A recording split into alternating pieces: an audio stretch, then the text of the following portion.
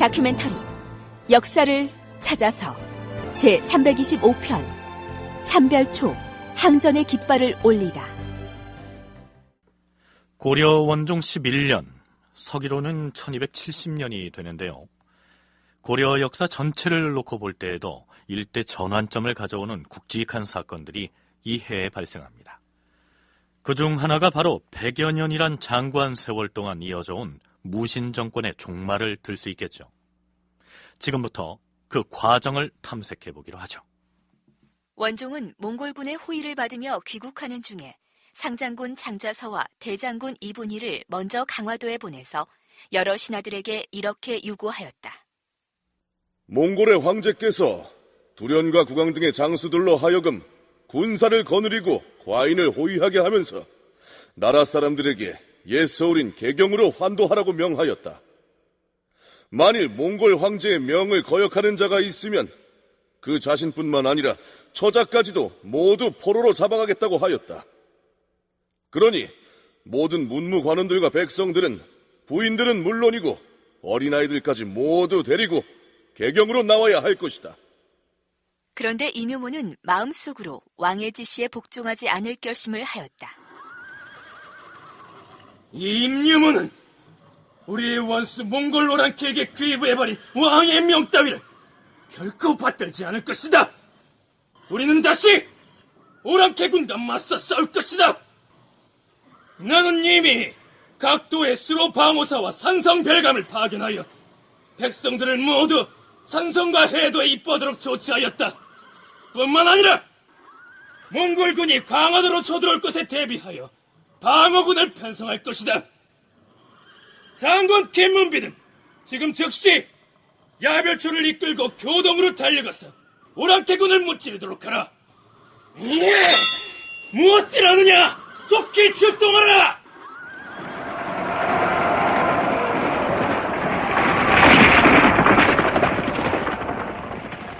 등창이 나서 갑자기 세상을 떠난 이면의 권력을 그의 아들 임유무가 이어받긴 했으나 조정 대신들 대부분이 심정적으로는 원종의 명을 좇아서 개경으로 환도를 해야 한다는 쪽으로 여론이 기울어져 있었을 뿐만 아니라 졸지에 권력을 승계한 임유무는 아직 나이가 어려서 강화도의 무신 권력을 제대로 장악하지 못하고 있었습니다.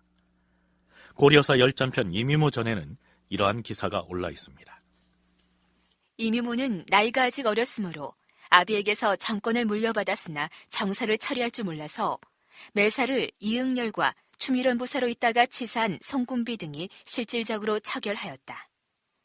매부인 어사종승 홍문계와 직문화성 송송례는 외면으로는 비록 이묘모에게 순종하는 듯 하였으나 내심으로는 항상 불만을 품고 있었다. 임유무의 권력이라는 것이 과거의 무신 집정자들과는 비교할 수 없을 정도로 그 기반이 허술했다는 얘기입니다. 하지만 당시 임유무로서는 개경 환도를 거부하고 몽골군과 국왕인 원종에 대해서 일전불사의 항전태세를 갖추도록 조정의 신료들을 압박하는 것 이외에는 달리 선택의 여지가 없었던 것이죠. 강도의 분위기는 그렇다 치고 그렇다면 여타의 지방에서는 임유무의 명을 받들어서 몽골군과의 항전태세를 갖추고 있었을까요? 임공! 경상도와 충청도 그리고 전라도에서 긴급한 보고가 올라왔습니다. 무슨 소식이냐? 내가 경상도로 보낸 야별초들은 주민들을 산성과 섬으로 입보시키라는 임무를 잘 수행하고 있다 하더냐? 임공, 그것이 아니라 임공이 강화도에서 파견한 야별초들이 모두 붙잡혔다는 소식입니다. 야별초가 붙잡히다니 누구에게 말이냐? 그 사이에 몽골군이 벌써 경상도까지 내려가서 우리 야별초를 해쳤단 말이냐? 그것이 아니라 우리가 파견한 별초군이 경상도에 가서 주민들을 섬으로 들어가도록 독려를 하고 있었는데. 그랬는데 어찌 됐다는 것이냐? 경상도 안찰사 최간이 동경부 유수 주열과 판관 엄수환 등과 짜고서 야별초 군사들을 금주에 잡아가두고. 뭐라? 안찰사가 농간을 부려서 야별초 군사들을 잡아가두었다? 예. 그런 다음에 안찰사는 귀국하는 왕을 맞이하려고 지름길을 이용해 서북지방으로 출발했다 하옵니다. 안찰사 재간을 포박하여 그자의 목을 베고야 말 것이야. 뿐만 아니라 전라도 안찰사 권탄과 충청도 안찰사 최염도 이미 왕이 전달한 몽골 황제의 지시를 받고 그 내용을 각 주와 굴에 훈시했으며 서해도 안찰사 변양은 왕이 귀국했다는 소식을 듣자마자 왕이 거처하는 행제소로 달려갔다고. 그만! 보고가 무엇이고 집어치우지 못할까? 왕을 만나러 갔다는 그 안찰사 놈들이 왕의 행제소에 도착하기 전에 잡아 죽여야 할 것이다. 야별초 중에서 가장 날래고 용감한 별초군을 뽑아 출동시키도록 하라. 기필코 그 안찰사 놈들을 중간에서 포박하여 그자들의 목을 베어야 할 것이다. 그래서 어떻게 됐을까요? 이뮤무가 그 소식을 듣고 사람을 파견하여 원종을 만나러 떠난 안찰사들을 뒤쫓게 하였으나 결국 따라잡지 못하였다.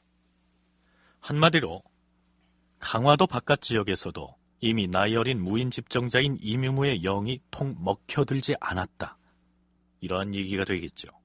경북대 장동익 교수의 얘기를 들어볼까요? 경상도 안찰사, 전라도 안찰사, 서해도, 지금 항해도입니다. 항해도의 안찰사가 아마 임유무의 명을 거부했을 거예요. 사실 당시 문신들은 강력한 몽골군에 대처하기 위하여 주하정책이라는 몽골 욕을 들어주자라는 것입니다. 들어주면서 우리 독립을 좀 유지해보자. 또한 무신 정권에 물린 문신들 입장에서는 무신 정권을 타도하는 게 자기들의 목표지요. 그래서 무신 정권이 점차 세력을 잃어가자 더욱 친군왕 원종 또 친몽골적 경향을 바뀌게. 그럼 이 세 안찰사도 모두 문신입니다.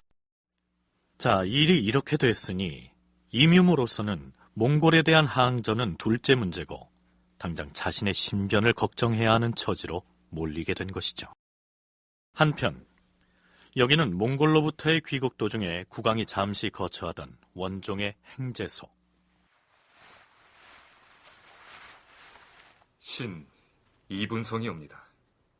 부르셨사옵니까, 폐하? 지금 강도의 사정은 어떠한지 고하라. 충청, 전라, 경상 등 3도의 안찰사들이 몽골과 항전태세를 갖추라는 이뮤무의 명을 거역하자 지금 이뮤무는 극도의 불안에 쌓여 있사옵니다. 교동에 야별초를 배치하여 방어진을 치고 있사오나 육지에서 배로 강도를 내왕하는 데에는 별 어려움이 없을 것이옵니다. 이뮤무의 목을 베려면 지금 서둘러야 할 것이옵니다. 그대에게 계책이 있거든 말해보라.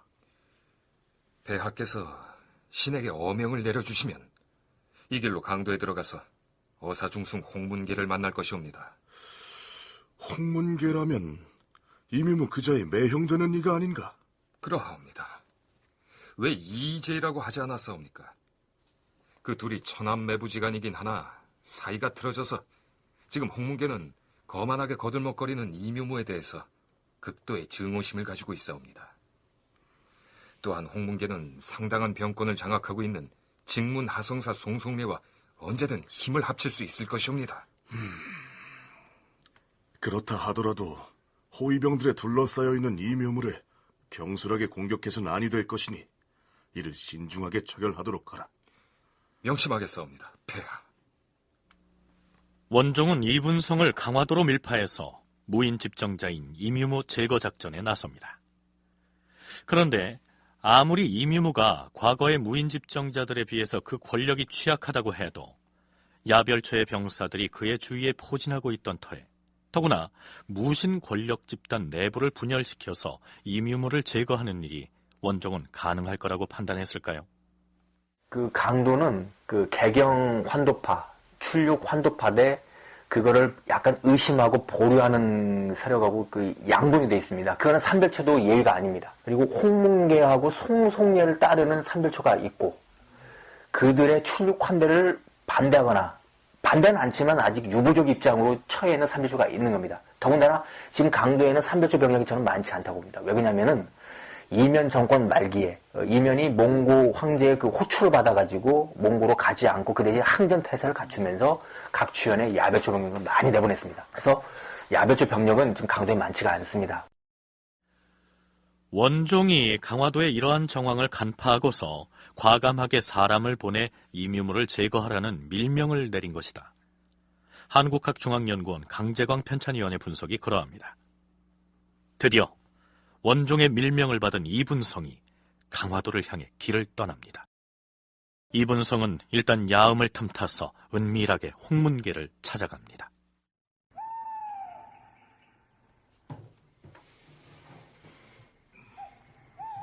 아니, 이 밤중에 이대감께서 어인님을...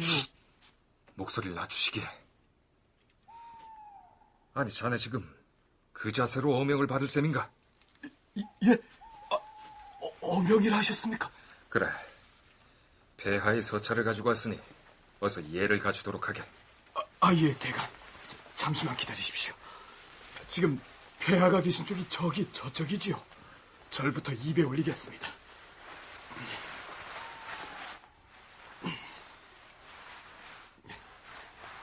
자, 이제 폐하께서 내리신 이 서찰을 읽어보시게. 예, 대감.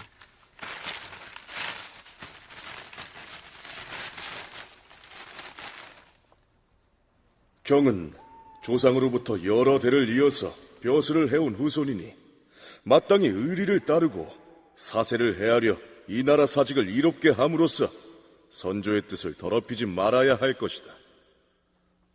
어명을 전달받은 임유무의 매부 홍문계는 그 길로 송송래에게 찾아가서 임유무를 제거하기 위한 계책을 의논한 끝에 삼별초 군사들을 모아놓고 명령을 내립니다. 잘 들으라! 지금 폐하께서는 몽골에서 환국 중이시다. 친히 나를 행지소로 부르셔서 은밀히 어명을 내리셨다. 너희들은 지금부터 이 나라 종사를 어지럽히는 자를 응징함으로써 국왕 폐하와 국가에 충성할 기회를 가지게 될 것이다. 자, 임유무의 집으로 가자!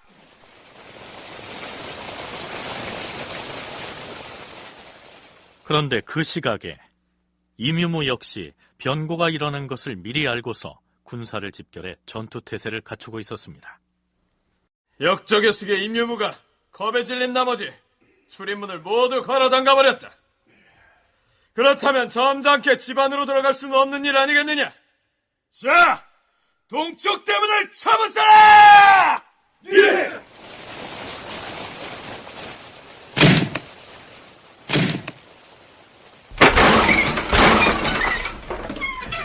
안으로 들어가서 역당의 수계를 사로잡아라!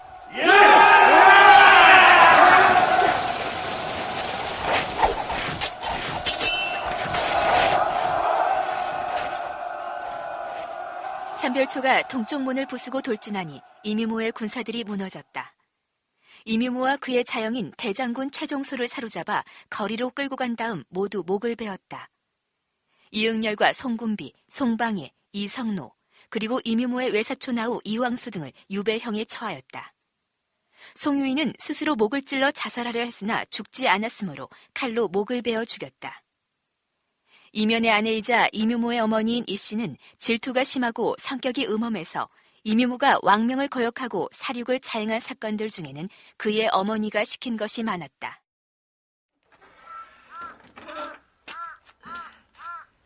도망갈 때 도망가더라도 이 귀한 것들을 두고 갈 순 없지. 이면의 처가 상황이 급박해지자 좋은 옷을 몸에 걸치고 금은 보화를 품에 안은 채 밖으로 나가려고 하였다. 그때 이면의 정적이었던 동지추밀원사 조오의 누이들이 문간에서 엿보고 있다가 이면의 처에게 달려들었다. 내 인연!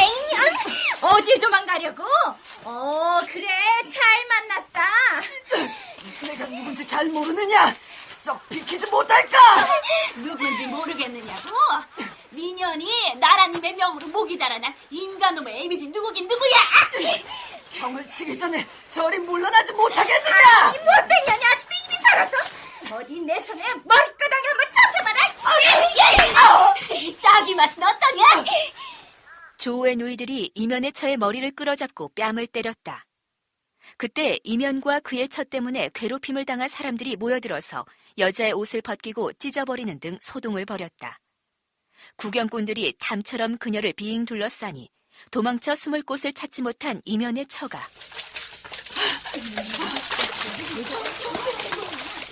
망설이다가 미나리 밭으로 들어갔다. 그러자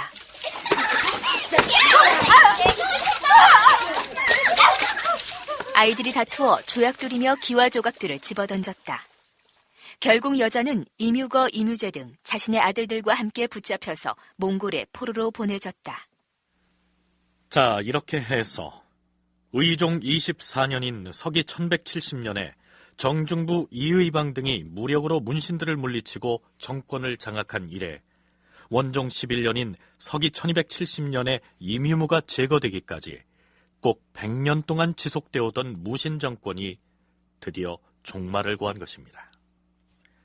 문벌이 지배하던 세상을 일거에 무력으로 뒤엎어버리고 창칼을 앞세워서 권력을 농단했던 무인 정권 100년을 한두 마디로 규정하기는 어렵습니다.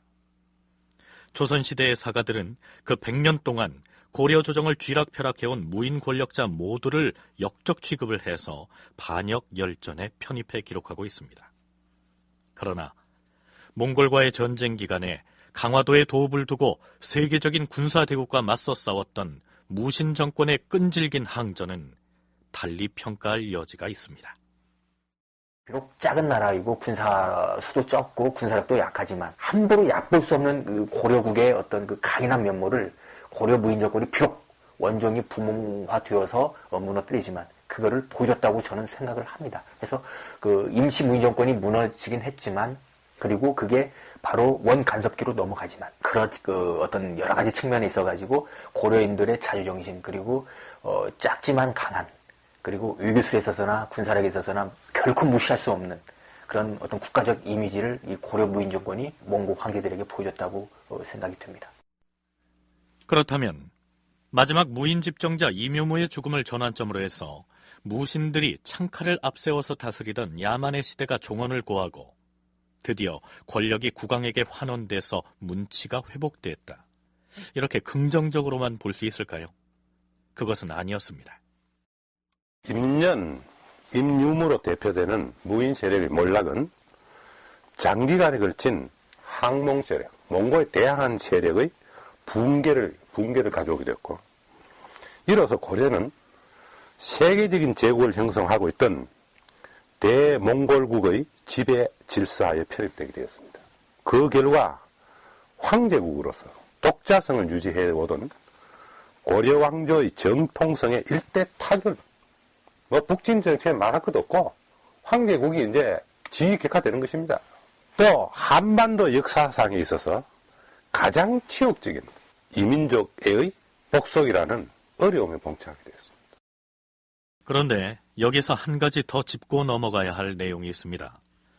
이제 우리는 곧 강화도의 삼별초 군사들이 원종으로 상징되는 개경의 정부와 몽골군에 대항해 일어났던 삼별초의 봉기를 다룰 텐데요. 원종이 임유무를 제거하는 과정을 다룬 고려사 기사는 분명히 이렇게 기술되어 있습니다. 강화도에서 송송리와 홍문계가 삼별초를 모아놓고 사직을 호위하기 위하여 임유무를 잡아야 한다고 역설하였다. 삼별초가 임유무의 집 동쪽 문을 부수고 돌입하였다. 자, 이 기록만 놓고 보면 강화도의 삼별초 군사들이 몽골의 친조를 갖다가 귀국 중인 원종과 한통속이 돼서 무인 집정자 임유무 일당을 무찌른 것으로 되어 있습니다. 그런데 곧 이어서 강화도의 삼별초는 원종의 개경정부에 대한 타도를 외치고 결사항전을 선언합니다. 자, 이건 앞뒤가 서로 어긋나지 않습니까? 어떻게 이해해야 할까요? 경북대 장동익 교수와 한국학중앙연구원 강재광 편찬위원의 얘기를 이어서 들어보도록 하겠습니다. 이때 삼별초도 가담했다고 합니다. 이 정변은 소수인에 의한 은밀한 암살 사건에 지나지 않는 것으로 반몽골적인 성향의 관료나 모든 삼별초 세력이 가시하는 건 아니었을 것입니다. 그러므로 몽골에 대해 호감을 가지지 않는 지배층의 일부와 수많은 삼별초 세력이 몽골 또 친몽골적인 원종에 대해서 추구하지는 않았을 것입니다. 그래서 원종은 강화도에 들어갈 수 없었을 것이며 삼별초의 세력을 어떻게 하면 약화시킬 것인가를 고민했을 것입니다. 이뮤무를 제거한 세력은 원 고려기사에 의하면은, 우리 이제 고려사나 고려전례는 잘 안 나오는데, 원 고려기사에 의하면은 그 송송래의 아들인 송분, 신이군 장군 송분의 휘하 병력으로 되어 있습니다. 그래서 대부분의 신이군과 아주 일부의 야별초 병력들이 동원이 되어가지고 이뮤무 집에 찾아가서 이뮤무를 제거를 하고 도방원들 일부를 제거를 하는 겁니다. 그래서 모든 삼별초가 동원된 건 아닙니다. 그리고 실제로 송분은 출력 활동을 합니다. 신이군 병력을 데리고. 그래서 그 맥락을 잘 우리가 이해를 해보면은, 원종이 강화도로 들여보낸 이분성이 홍문계 등과 함께 일부 삼별초 군사들을 보섭해 이뮤무를 제거하는 작전에 활용하지만, 이때에 동원된 삼별초의 군사는 홍문계나 송송래 등과 친밀한 극히 소수의 군사에 지나지 않았기 때문에 강화도에 있던 대다수의 삼별초군은 몽골을 등에 업고 귀국한 원종의 편이 아니었다는 얘기입니다. 만일에 강화도의 삼별초 군사들 전체가 이뮤무 제거에 찬성하고 원종을 지지하는 세력이었다면 홍문계 등이 이뮤무를 죽인 다음 허겁지겁 강화도를 빠져나가 귀국 중인 원종에게로 달려가지는 않았겠죠. 자, 이제 국왕을 괴롭히던 무인 집정자가 제거되고 무신 정권이 막을 내렸습니다. 그렇다면 고려 국왕 원종은 강화도로 들어가서 개경으로의 환도 작업을 추진해 나가야 하지 않겠습니까? 그런데 원종은 강화도에 들어가지 않습니다. 애당초 원종이 몽골로 떠날 때 어떤 신하가 원종에게 이렇게 물었다면 뭐라고 했을까요? 폐하, 지금 몽골로 떠나시게 되었는데 몽골 친조를 마친 다음엔 이곳 강도로 돌아오실 것이옵니까? 그럼 강도로 들어오지 않고 어디로 간단 말이냐? 여기에 궁궐도 있고 왕비를 비롯한 왕실 식구들도 모두 머물고 있고 신하들도 다 이곳에 있고 왕실의 살림살이가 온통 여기 있는데 몽골에서 돌아오면 여기 말고 갈 데가 또 어디 있단 말이냐? 그럼 몽골 황제 쿠빌라이가 폐하께 지난번에 국왕 폐립 사건을 추궁하면 무엇라 대답하실 것이옵니까? 지난번 표문에 적은 대로 내가 잠시 몸이 아파서 아우인 안경궁 왕창에게 임시로 보위를 맡겼다가 지금은 건강이 회복돼서 다시 임금 자리에 복귀하였노라. 이렇게 대답할 것이다. 이랬던 것인데 막상 몽골에 가보니 상황이 달라져 있었던 것이죠. 상황이 급변해서 몽고 그 황제가 모든 상황을 다 알고 있고, 그리고 추가 병력을 파병을 해서 강도 조정에 그 무인 정권을 무너뜨리고 대신들을 출륙환도 시키라는 쪽으로 갔기 때문에 그쪽으로 철저하게 움직일 수밖에 없습니다. 그래서 그 원종은 당당하게 떳떳하게 강도로 들어갈 수는 없었습니다. 그러니까 애초에 그 무인 정권하고 한 약속도 있고, 그리고 그 무인 정권 휘하의 그 병력들도 있겠고, 또 자기의 그 왕족도 있습니다. 근데 애초에 자기가 했던 그 약속과 달라지는 거 측면도 있고, 자기가 몽고병을 데리고 이끌고 왔지 않습니까? 그래서 몽고군의 어떤 앞잡이로 보이는 그 측면이 있기 때문에 더더군다나 들어갈 수가 없는 거죠. 그리고 들어가고 싶지도 않았을 겁니다. 이러한 불안한 상황에서 만일에 원종이 덜컥 배를 타고 강화도로 건너갔다가 개경환도를 반대하는 삼별초동의 무신들에게 붙잡혀버리기라도 하는 날엔 이 모양새가 참 우스꽝스럽게 돼버릴 우려도 있었겠죠. 여기는 지금의 황해도 서흥에 해당하는 용천역. 원종이 몽골로부터 귀국하는 도중에 이곳에 잠시 머물고 있었는데 강화도에서 이뮤무 일당을 제거하는 거사를 성사시켰던 홍문계 등이 강화도로부터 이곳 원종의 행제소로 건너옵니다. 폐하, 신 폐하께 보고드리옵니다. 오, 그대는 직문하성사 송송래와 함께 임유무 일당을 도평한 어사중승 홍문계가 아닌가? 그러합니다, 폐하. 역신 임유무를 처단하였사오며 그 일당인 사공 이응열과 수밀원부사 송군비 등을 먼 섬으로 귀양 보냈사옵니다. 장하도다. 과인은 이번에 경이 세운 공을 결코 잊지 않을 것이다. 황공하옵니다, 폐하. 폐하, 여러 신하들이 폐하께 올리는 축하의 글을 작성하였사온데 신이 신료들을 대신하여 읽어 올리겠사옵니다. 읽어보도록 하라. 예, 폐하. 반역자가 권력을 농락하여 바야흐로 하늘에 사무치는 큰 화가 생겨나려 하더니 조상들이 도와주시어서 능히 사직을 지키는 공을 이뤘사옵니다. 이제 폐하는 국가 중흥의 대업을 빛나게 열어놓으셨사오며 국가 간의 연계를 도모하기 위해 큰 나라에 대한 예방을 실행하셨사옵니다. 그리하여 이웃나라와 친선이 맺어지고 따라서 국내의 큰 원수도 제거되었사오니 삼가 경하드리옵니다. 삼가 경하드리옵니다. 고맙습니다, 경들. 원종은 다시 행제소인 용천역을 떠나 남쪽으로 향하는데 그러나 원종을 기다리고 있는 것이 마냥 경하할 일만은 아니었습니다. 5월 23일 강화도 도성. 귀국 행차 중인 원종으로부터 옛 서울인 개경으로 환도하라는 지시를 받은 개경에서는 환도 문제를 의논하기 위한 재상회의가 열립니다. 이 회의에서 옛 서울인 개경으로 환도한다는 사실을 다시 한번 확인하고 강화도를 떠나 개경으로 출발할 날짜를 정한 다음 거리 곳곳에다 방을 붙였는데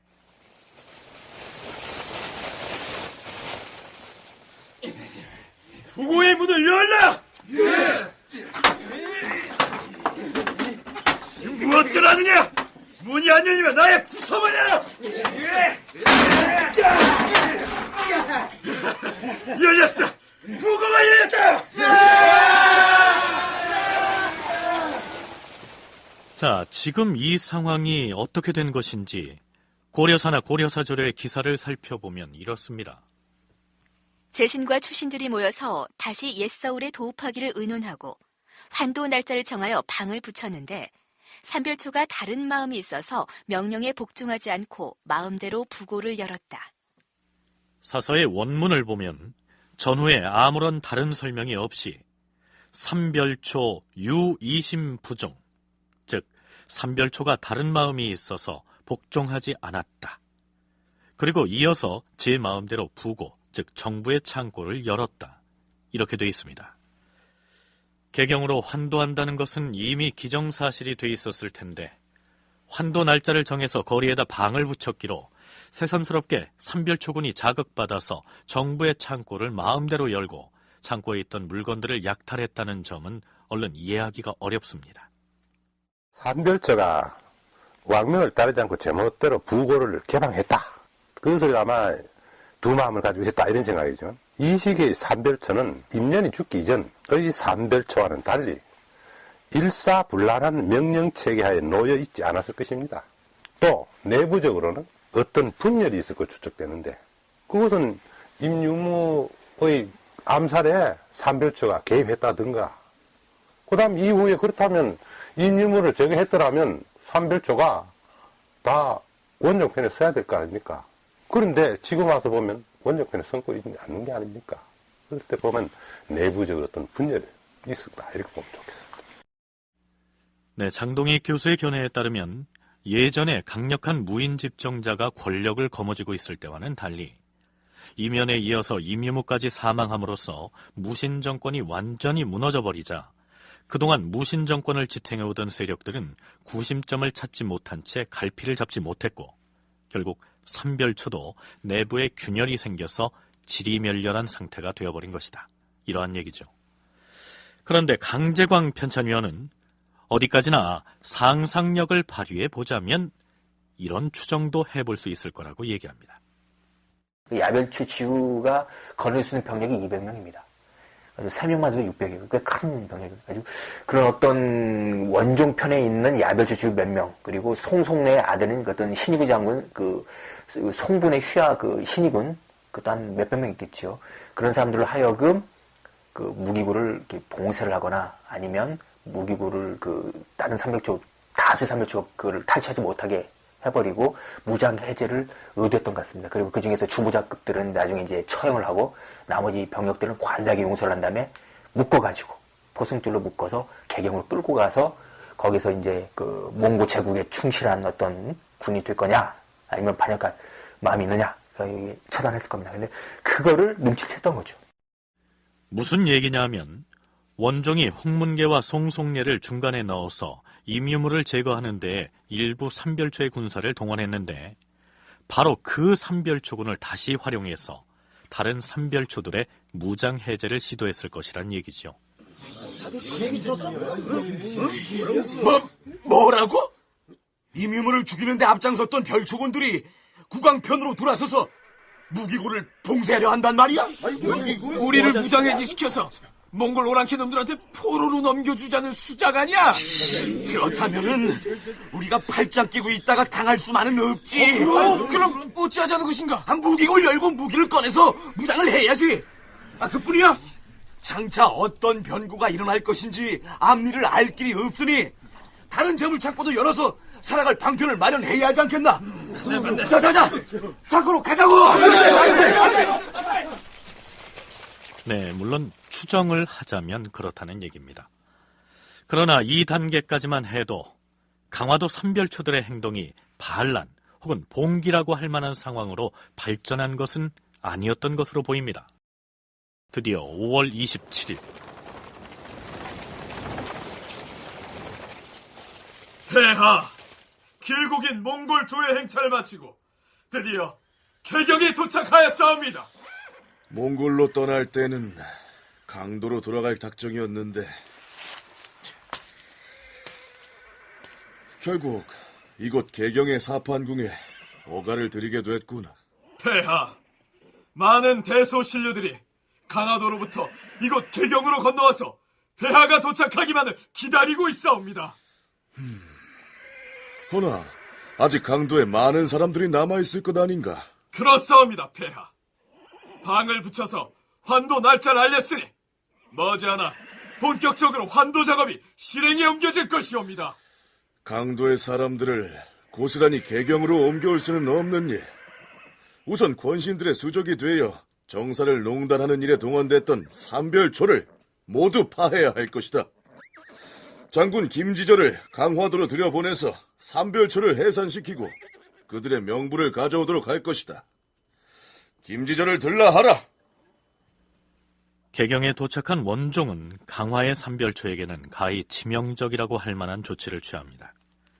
삼별초를 해산시키고 또한 이전에 삼별초였던 자들의 명부를 입수해 개경으로 가져오라고 어명을 내린 것이죠. 삼별초는 무려 40년 약간 안 되게 항전을 했던 사람들입니다. 몽고 입장에서는 아무리 이용하고 싶어도 그동안 반역을 했던 몽고의 그 대몽 항전이 있어가지고 선봉에 서고 몽고 황제들의 그 무려 6차에 걸친 그 침입을 분쇄를 하면서 강도 조정을 그 옹호하고 무인 정권을 옹호했던 세력이 삼별초인데 그러는 세력들을 그대로 살려둘 수는 없지요. 적어도 좀 반몽적인 요소가 있는 그런 그 삼별초 지휘관급들은 아마 처형을 하려고 했을 것 같습니다. 그 병력들을 이용하더라도 가지고 그 주무자급들은 상당히 그 불안감에 휩싸였었고 삼별초 명단을 가져가니까. 아니, 왕이 몽골에서 돌아왔다고 했나? 아니, 왔으면 당연히 이곳 강도로 와야지. 왜 개경에 어간 들인단 말인가? 어차피 개경으로 환도하겠다고 방을 붙인 마당에 여기 들어올 필요가 없다는 거지. 그건 그렇고 어제 장군 아무개가 어명을 받들고 왔다는 얘기 못 들었나? 아니, 개경에서 누가 왔다고? 김지저 장군이 어명을 받고 이곳 강도에 들어왔는데 삼별초에 해산 명령을 내렸다는 거야. 뭐하라고? 아니, 우리 보고 해산하라고?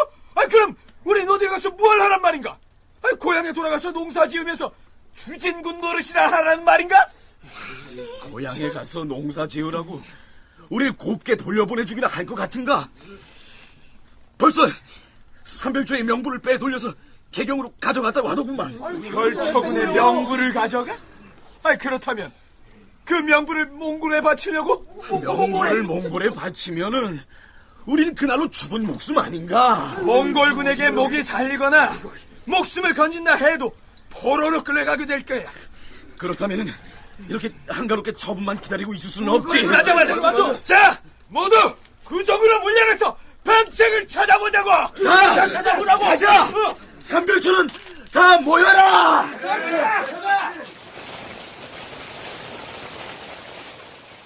그렇잖아도 해산 명령을 접하고서 앞길이 막막한 터에 삼별초의 명부까지 개경으로 탈취해갔다는 소식이 날아들었으니 그들이 앉아서 당하고만 있을 리가 없었겠죠. 이 결국은 삼별초가 봉기하게 되는 결정적인 계기가 되어서 부정할 수 없을 것입니다. 생각해 보십시다. 만일 어떤 정권이 붕괴되어 그 군사적 기반이 파괴되는 동시에 그들의 명부가 공개되었을 때 그 결과는 어떻게 진행될 것인가? 이건 자명한 일 아닙니까? 만약 우리가 동유럽에서 사회주의 국가가 넘어졌을 때 그 지배층들과 그 핵심적인 군사력의 지도자들 지금 다 어떻게 됐습니까? 민중에게서 피살되거나 전부 감옥 갔습니다. 무신 정권이 이어져 온 100년 동안 무인 집정자들은 임금도 감히 어찌하지 못할 정도의 막강한 권세를 휘둘렀고 그 무신 권력을 뒷받침해온 무력적 기반이 바로 삼별초 군사들이었으니 이제 그 무신 정권이 무너진 마당에 원종으로서는 그들을 순순히 받아들일 수는 없었겠죠. 물론 몽골의 입장에서도 강화도에 운거하면서 수십 년 동안 자신들에게 결사항전을 해온 삼별초군을 응징할 필요가 있었을 것입니다. 삼별초의 명부를 몽골 쪽에 바치는 문제는 아마도 원종이 몽골 조정에 입조했을 때 원종과 쿠빌라이 사이에 이미 합의됐던 사항이었는지도 모르죠. 이제부터는 본격적으로 삼별초의 항쟁을 다룰 순서인데요. 삼별초의 봉기를 어떻게 볼 것인지 그 성격을 규명하기에 앞서서 먼저 짚어봐야 할 부분이 있습니다. 고려사 저료 원종 11년 5월의 기사를 보면 우선 삼별초에 대한 사전적인 설명이 곁들여 있습니다. 과거 최후 집권 시절에 도성 안에 도둑이 많으므로 용사들을 모집한 다음 밤마다 돌아다니며 폭력을 금하게 하였는데 이들을 곧 야별초라 하였다. 그런데 도둑이 여러 도에서 들고 일어나므로 야별초를 각 도에 나눠보내서 잡게 하였다. 그 군사가 너무 많아서 좌별초와 우별초로 나누었다. 또한 몽골과 싸우다 포로로 잡혀간 사람들이 나중에 돌아와서 부대를 만들었는데 이를 신의군이라 하였다. 이것이 삼별초다. 아마도 고려사 저료를 집필한 조선시대의 사가도 삼별초의 봉기와 관련된 내용을 본격적으로 기술하기에 앞서서 이 삼별초라는 이름의 연원에 대해서 미리 설명할 필요가 있다고 판단했던 모양입니다. 어찌됐든 최씨 정권 시절에 도둑을 잡기 위한 목적으로 만든 부대가 야별초고 또 그 야별초가 좌우별초로 분화됐다는 설명인데요. 그렇다면 야별초를 동원해서 잡았다는 그 도둑의 정체는 무엇일까요? 고려시대 사람들은 어떻게 살았을까라는 책에서 공동 저자 중에 한 사람인 이익주는 야별초의 성격에 대해서 이렇게 기술하고 있습니다. 도적과 도적을 막기 위한 경찰은 어느 시대 어느 나라에나 있었다. 그런데 최후가 야별초를 두어서 막으려고 했던 도적은 어떤 사람들이었을까? 무인정변 이후 지배층의 수탈이 더욱 심해지고 집권자들의 권력 쟁탈전에 급급한 나머지 지방에 대한 통제력이 이완되자 백성들이 그 틈을 이용하여 지배층의 수탈에 대항하여 봉기했고 지역 주민들의 열렬한 호응이 있었다. 이들을 진압하기 위해 동원됐던 것이 야별초였다. 그러니까 야별초를 동원하여 무찔렀던 대상은 남의 물건이나 훔치는 좀도둑이 아니라 지배층의 불법적인 수탈에 저항했던 백성들이었다. 여기에 삼별초의 반민중적인 성격이 있다. 한길사판 한국사 이야기 제7권에서 제야사학자 이이화는 또 이렇게 설명합니다. 삼별초는 선택된 군대였다. 국가에서 많은 봉급을 주었고 공을 세우면 죄인들의 재산을 나누어주는 따위 특별 대우를 하였다. 이들은 본래 사병이 아니었으나 무신정권이 여러 가지 특권을 주며 부려먹는 바람에 무신정권의 사병으로 전락하였다. 이들은 특권의식에 젖어 백성들에게 군림하는 자세로 거들먹거렸다. 삼별초는 1980년대 육군 보안사령부처럼 일반 군사들의 선망의 대상이었다. 기왕에 삼별초의 부정적인 측면을 들춰낸 김에 한 가지를 더 보태자면 그들이 무신 권력자들의 권력 쟁탈전에 동원됐던 부분입니다. 고려사 저료의 기사 한 대목을 더 들어보시죠. 삼별초는 권력을 잡은 권신들의 호위무사 노릇을 하면서 권신들의 턱짓에 따라 앞을 다투어 힘을 다 바쳤으니 김준이 최희를 죽일 때와 이면이 김준을 죽일 때, 그리고 송송리가 이묘무를 죽일 때 모두 삼별초의 힘에 의지하였다.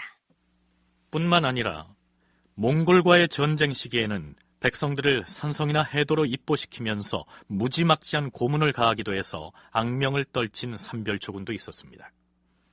쉽게 말해서 바로 이러한 군인들이 몽골군이나 혹은 몽골군을 붙쫓는 개경의 정부와 맞서 싸웠다고 해서 그 싸움을 민족의 자주성을 지키기 위한 고결한 투쟁 등으로 곱게만 봐줄 수가 있겠느냐, 이러한 얘기죠. 그럼에도 불구하고 그들이 몽골과의 항전을 통해서 국가의 자주성을 지키는 데 기여했던 대목은 또한 무시할 수 없는 덕목이기도 합니다. 장동익, 강제광 두 전공학자의 얘기를 차례로 들어보시겠습니다. 정권 유지를 위한 방패, 무인 정권에 항쟁하는 민중 세력을 탄압하는 무력적인 장치, 그리고 최씨 정권 몰락 이후에 분열된 무인 세력의 정권 쟁탈 전에 앞자리 역할을 수행하여 역사에 있어서 부정적인 면도 없지 않습니까? 그렇지만 지금까지 장기간에 걸친 몽골과의 항쟁에서 이를 방어하는 주력 부대로서 기능하기도 하였고, 고려왕조의 이후 고려왕조의 자주성을 위한 강력한 보루로서 역할을 했습니다. 그렇다면 전자의 부정적인 면이 있지만 후자, 우리가 역사를 생각할 때 애국적인 성격을 안 띌 수 없습니다. 그런 관점에서 본다면 삼별초 역할은 높이 평가될 점도 없지 않습니다.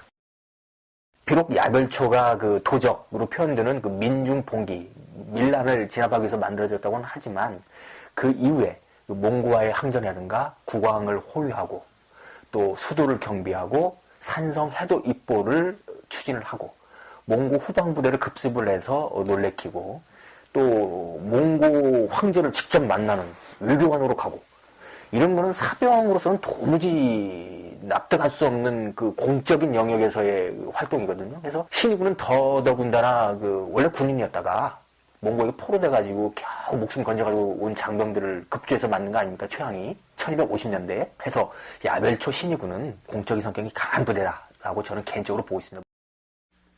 물론 삼별초의 군관 중에서도 국왕의 편에 서서 오히려 무인 집정자에게 목숨을 걸고 저항했던 사례도 있었습니다. 1232년에 무인 집정자 최우가 고종을 포함한 문신들의 반대를 묵살하고 강화도로의 천도를 강행하려고 하자 당시 지금의 영관급 장교에 해당하는 야별초 지우 김세충이 한밤중에 최우에게 가서 이렇게 hir난합니다. 나는 야별초 지우 김세충이요. 당신이 섬으로 도읍을 옮기자고 하는데 이곳 송도는 우리의 태조왕이 도읍해 역대로 200년을 이어왔소. 성이 견고하고 군사와 양식이 풍족하니 모두가 힘을 합쳐서 사직을 호위해야 마땅하거늘 어찌 이곳을 버리고 다른 곳에서 도읍할 땅을 찾는단 말인가? 결국 김세충은 최우에 의해서 참형을 당하고 맙니다. 삼별초의 지휘관 중에는 이러한 사람도 있었다, 이런 얘기죠. 6월 초하루, 강화도의 삼별초 군사들은 무리를 지어 웅성거리면서 뭔가 한바탕 터뜨릴 것 같은 분위기였고,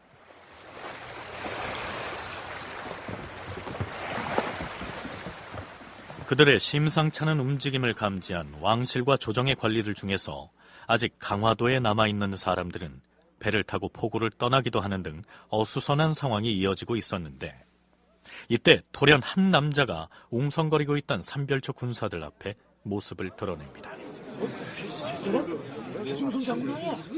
삼별초의 군사들은 내 말을 들으라. 나는 장군 배중손이다. 나와 뜻을 같이 하는 또 한 사람을 소개하겠다. 이 사람은 야별초 지우 노영이다. 지금 우리 고려의 운명이 어떤 지경에 처해 있는지 아는가? 우리 고려의 백성들을 무수하게 잡아가고 사륙을 자행했던 몽골 오랑캐군이 또다시 국경을 넘어 우리 땅에 들어와서 죄 없는 인민을 사육하고 있다. 우리의 선조들이 목숨을 걸고 지켜온 나라를 이대로 오랑캐에게 내어줄 수는 없지 않은가? 목숨을 걸고 떨쳐 일어나 오랑캐로부터 이 나라의 종묘사직을 지켜내야 하지 않겠는가? 자, 나라를 지키기로 맹세한 별초군과 인민들은 모두 무기를 들고 부장으로 모이도록 하라. 장군 배중손과 야별초지유 노영희가 난을 일으키고 그렇게 외치자 잠깐 동안에 나라 사람들이 많이 모였다. 그러나 또 다른 사람들은 그들의 모습을 보고 폭우로 내달려서는 배를 타고 다투어 강을 건너기도 하고 혹은 물속에 침몰되기도 하였다. 삼별초의 용사들은 강가로 가서 이곳 강도의 백성들이 무토로 가지 못하도록 출입을 금하라. 배에서 내리지 않은 사람은 모두 목을 맬 것이다. 배들이 강을 건너 개경으로 가지 못하도록 뱃머리 앞 강물에다 활을 쏘아라. 예. 배에 탔던 사람들은 두려운 나머지 모두 배에서 내렸다. 혹 배를 띄워서 옛서울로 향하고 있던 자들이 보이면 삼별초군이 작은 배를 타고 쫓아가서 활을 쏘아댔으므로 감히 움직이지 못하였다. 강화도의 삼별초 군사들이 집단으로 들고 일어난 것입니다. 이전까지만 해도 불만을 품은 삼별초의 군사들이 산발적으로 모여서 불만을 터뜨리며 웅성대는 수준이었지만 배중손과 노영희가 등장해서 이들을 지휘함으로써 조직적인 봉기의 형태로 발전한 것이죠. 그렇다면 삼별초의 봉기를 선동하고 나선 이 배중손이라는 사람은 어떤 인물일까요? 고려사 열전편 배중손전을 보면 배중손은 원종 때 여러 관직을 거쳐서 장군에 이르렀다. 이렇게 간단하게만 기술하고 있을 뿐 그의 출생이나 혹은 출세 과정에 대해서는 더 이상의 설명이 붙어있지 않습니다.